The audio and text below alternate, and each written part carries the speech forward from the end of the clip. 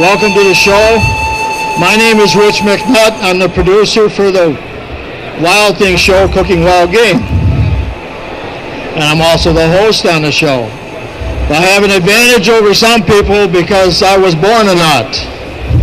Some people have to work at it. But what Starla's going to show you is some of the secrets that we've figured out over the years as to how to get your family and friends to like wild game meat. Starla is one of the cooks that I really like to work with. She does some great, simple recipes. These recipes she'll show you today, they're also on my website, they're on her website. But there's really only 4 secrets to cooking wild game. The promo code is ILOVEDIP, which happens to be Starla's website, is ilovedip.com. So we'll turn it over to Starla. She's going to do these simple recipes and that you can package for hunting camp or you can put on the grill and satisfy your friends with.